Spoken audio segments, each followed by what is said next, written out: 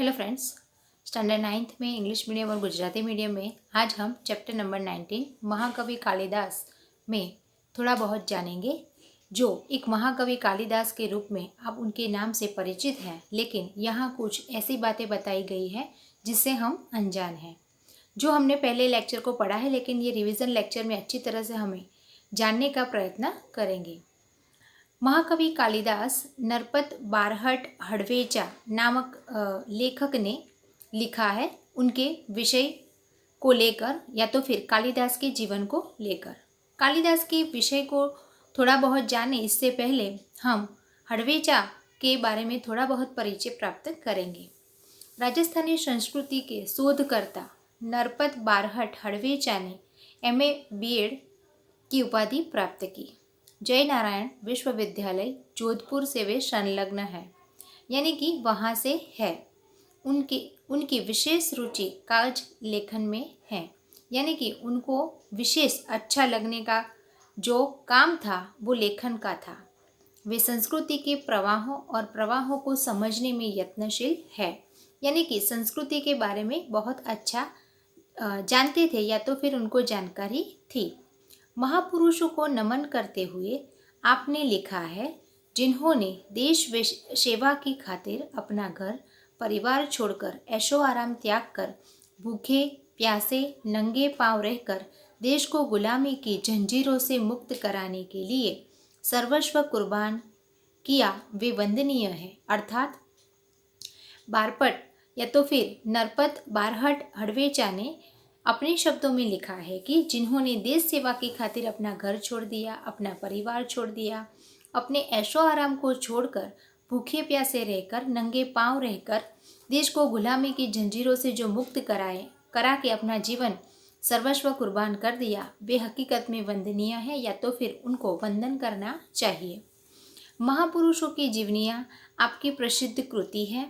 इस संग्रह में कुल 60 प्रसिद्ध महापुरुष को जीवन चरित्र अंकित किया है, यानी कि ये संग्रह के अंदर 60 जितने महापुरुष के बारे में लिखा है, उनके जीवन चरित्र को बताया गया है।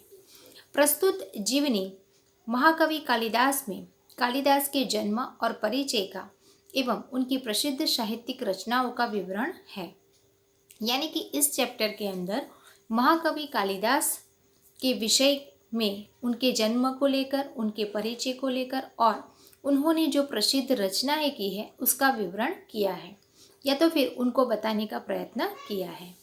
इस कृति से यह संदेश मिलता है कि किसी बच्चे को बुद्धू या तो फिर मूर्ख मानना नहीं चाहिए, क्योंकि वह मौका मिलते ही हीरे की तरह चमक उठता है।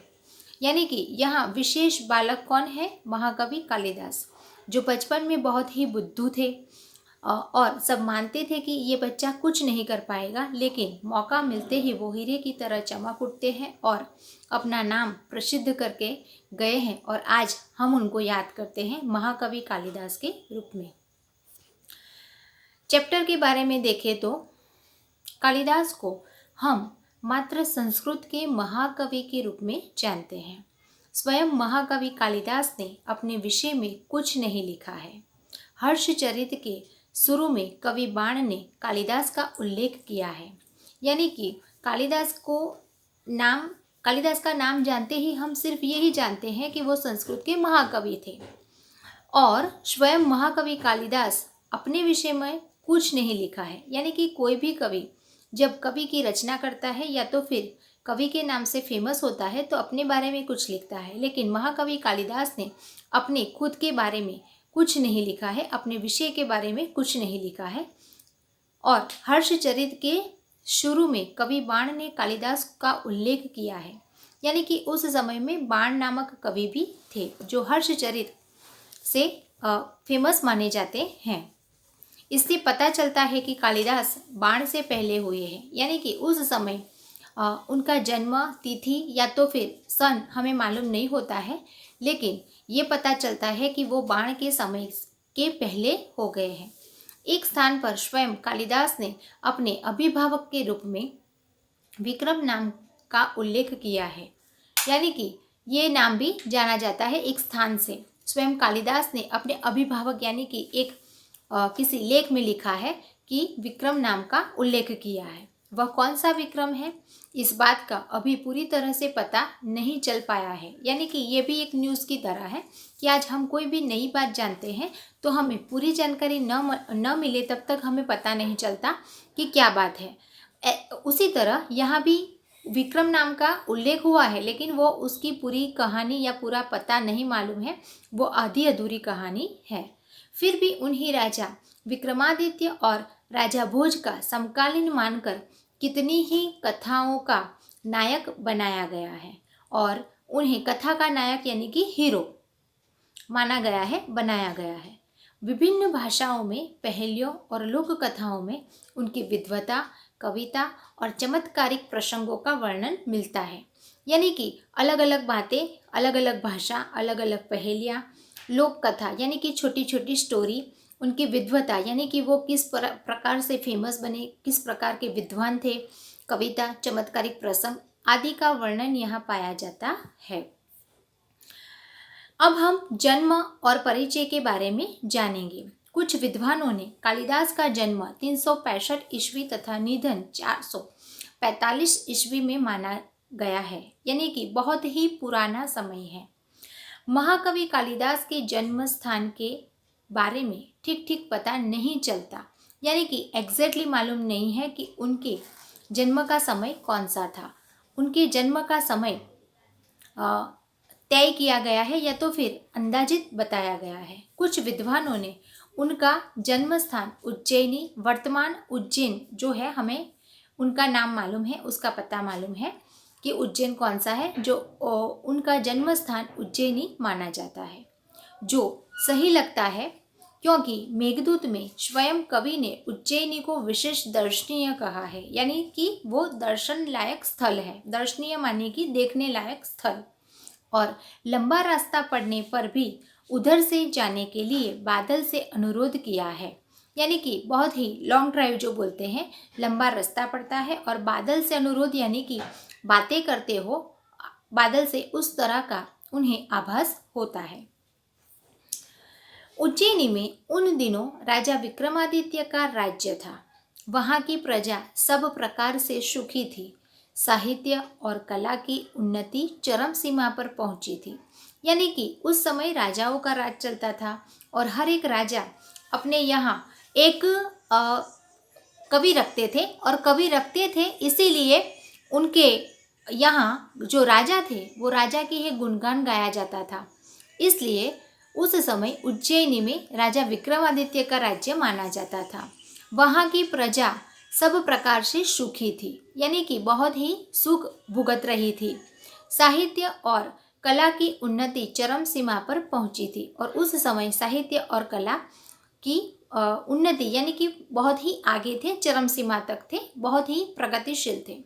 राजा विक्रमादित्य ने अपने नाम से ही विक्रम संवत चलाया था, यानी कि जो आज हम गुजराती मास के हिसाब से विक्रम संवत मानते हैं, वो विक्रम संवत राजा विक्रमादित्य के समय से माना जाता है।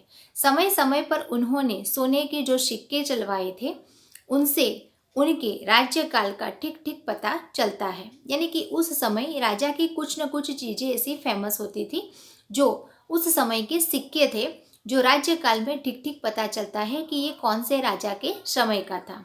विक्रमादित्य के शासनकाल में जितना वैभव देश में था, जितनी साहित्य तथा कला की उन्नति हुई, उतनी कभी नहीं हुई। यानी कि उस समय में वैभवशाली देश था, साहित्य इतनी थी, साहित्य इतना रचा हुआ था, कलाएं इतनी थी और उन्नति से भरा देश माना जाता था, जो उनकी गिनती सबसे अलग की जाती थी। एक से बढ़कर एक कवि, साहित्यकार और वैज्ञानिक इस युग में उत्पन्न हुए। राजा विक्रमादित्य स्वयं साहित्य और संगीत के अच्छे जानकार थे। संस्कृत भाषा की उन्नति भी इस काल में भी अधिक हुई है, यानी कि राजा विक्रमादित्य स्वयं एक संगीतकार थे, साहित्यकार थे और अच्छा जानते थे इस विषयों के बारे में, तथा संस्कृत भाषा की उन्नति भी इसी काल से मानी जाती थी, क्योंकि सारी जो पुस्तकें हैं या तो फिर सबसे ऊपर की भाषा मानी जाए तो संस्कृत भाषा है, और संस्कृत भाषा से लेकर आज हम अलग अलग भाषाओं को उसका ट्रांसलेशन होकर सीख रहे हैं। तो सबसे ऊपर मानी जाए हमारी भाषा तो संस्कृत भाषा की उन्नति का काल वहाँ से ही शुरू हुआ था। अपने पूर्व जीवन में बुद्धू माने जाने वाले कालिदास विक्रमादित्य के दरबारी कवियों में सर्वश्रेष्ठ थे। यानी कि उस समय कालिदास जो एक दरबारी कवि थे, लेकिन वो विक्रमादित्य के सर्वश्रेष्ठ कवि माने जाते थे। कालिदास के अतिरिक्त 8 और कवि भी दरबार में थे जो नवरत्न कहलाते थे। यानी कि कालिदास के सहित और जो कवि थे उनके साथ गिनती में 9 लोग थे और 9 रत्न के नाम से फेमस थे। कालिदास के विषय में कहा जाता है कि वे युवावस्था तक निरक्षर थे। जिस डाल पर बैठते थे उसी डाल को वो काटते थे। निरक्षर होने पर भी वह इतने विद्वान और महाकवि इस तरह बन गए, इसकी भी एक विचित्र और रोचक कहानी है। यानी कि यही जानना है कि कालिदास महाकवि किस प्रकार बने और किस प्रकार एक बुद्धू थे, छोटे बालक मूर्ख नाम से जाना जाता था, और किस प्रकार वो निरक्षर होने के बाद भी इतने फेमस बन गए।